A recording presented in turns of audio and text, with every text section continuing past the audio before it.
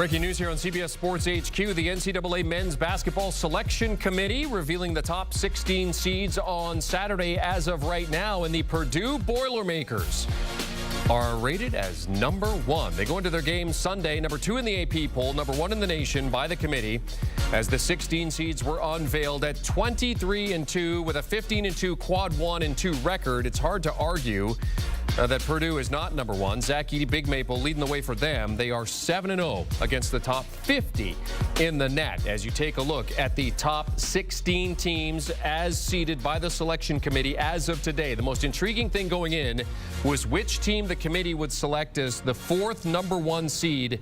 We knew UConn, Purdue, and Houston were the others, but it turns out Arizona is the other number 4 seed. Some thinking that maybe Marquette maybe sneak in there, maybe Tennessee. But right now, it is Arizona as the 4th number 1. All right, let's welcome in Ion College basketball host and analyst Gary Parrish for more on this. Gary, first off, your reaction to the top 16 seeds as laid out right now by the committee. Not really surprised. I mean, the 16 teams that are representative of top 4 seeds in the tournament as of this moment, according to the selection committee, are all in the top 18 of my top 25 and 1 at CBSSports.com on this Saturday. So I missed 2 of them, but the 2 I had were 17 and 18. So again, I'm pretty in line with the selection committee here. Not surprised at all by Purdue being the number 1 overall seed. I've had Purdue number 1 in the top 25 and 1 for more than a month. Every single day, UConn fans are upset about it. But as I have consistently said, I've never tried to argue that Purdue is better than UConn. I'll let other people make those arguments. The selection committee is not tasked with that. Their job is not to try to figure out who's better. Their job is to evaluate bodies of work. And if you evaluated Purdue's body of work and set it next to UConn's body of work, frankly, it's not even close. Purdue has more wins inside of quadrant 1. They have more wins in the first 2 quadrants. Both of their losses are quadrant 1 losses, just like both of UConn's losses are quadrant 1 losses. And then the big separator is that Purdue has 7 wins against top 25 teams in the net. UConn only has 3, and if you care about computer numbers, Purdue is ahead of UConn in literally every computer we reference, including the net. I know this runs counter to the AP poll, but as I've been saying for more than a month, the AP voters simply have it wrong. Purdue should be ranked number 1 in the AP poll right now. AP voters don't have that correct. At least the selection committee got this right today.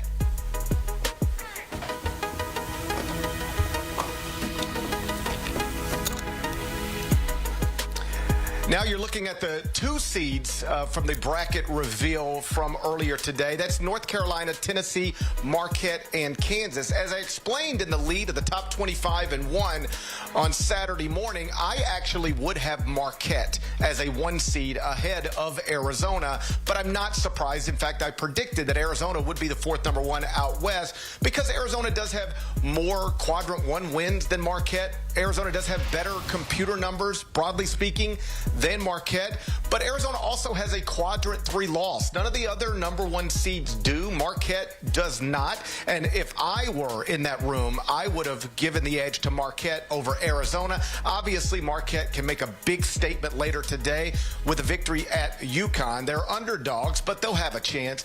But no real argument here. I would have gone Marquette as a 2 seed over Arizona, but like I said, I predicted that Arizona would actually be the 4th number 1 seed alongside Purdue, UConn, and Houston. Yeah, committee chair Charles McClellan said, look, it's unanimous. Arizona is going to be the number 1 seed for us, certainly on the 1 line. One of the things, though, that was said, Gary, I wanted to get your take on this. I think it was Jay Wright who said he doesn't think Arizona will be on the 1 line come Selection Sunday. What are your thoughts on that based on the fact that they don't have any quad 1 opportunities left? Well, they might not be, but what this suggests is that if they continue to win and, avoid bad losses, that they're in a good enough spot to perhaps hold on to that. Obviously, it'll matter what Tennessee does going forward, what Kansas does going forward, what Iowa State does going forward, what Marquette does going forward.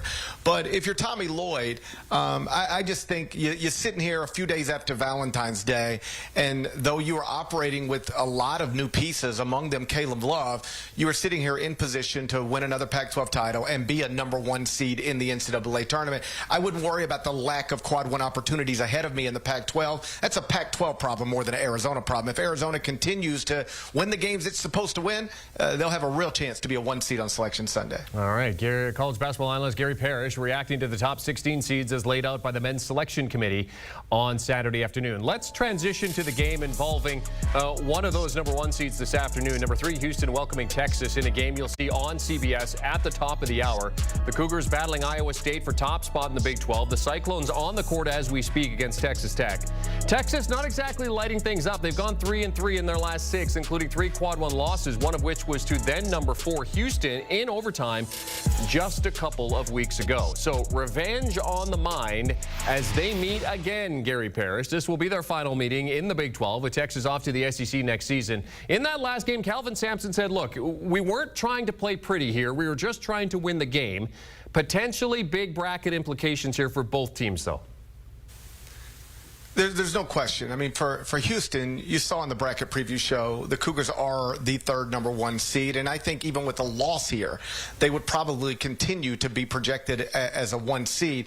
In many ways, this is bigger for Texas. Like you mentioned, they've got some big wins, but they're 5-6 in the Big 12, haven't been playing well lately.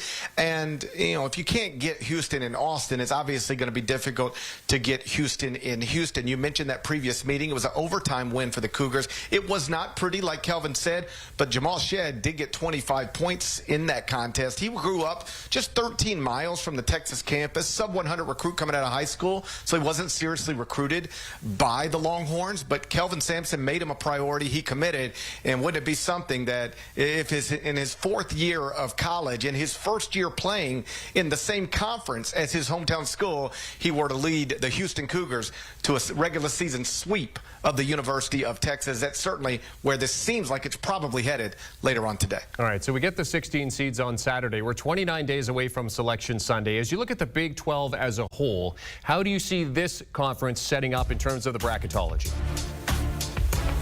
Well, I mean, they could get, as many as 9 teams in the bracket.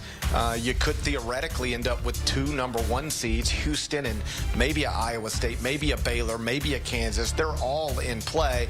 So, Jeremy, we've been saying the same thing over and over again for many years, but it's just true over and over again for many years.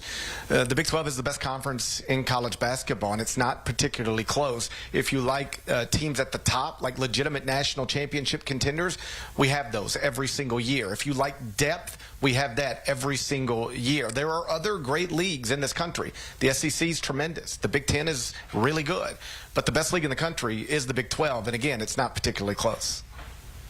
So, Gary, I mean, when you look at this from a conference standpoint overall, I mean, do you see this conference coming down to the wire in terms of the conference tournament, or do you think that, it's pretty much set the way it is right now? Your guys' predictions and what you've been talking about all season long basically going to come to fruition here based on the competitive nature of the conference? Probably going to come down to the last week of the regular season. Houston is projected to win it. I do think Houston will likely win it.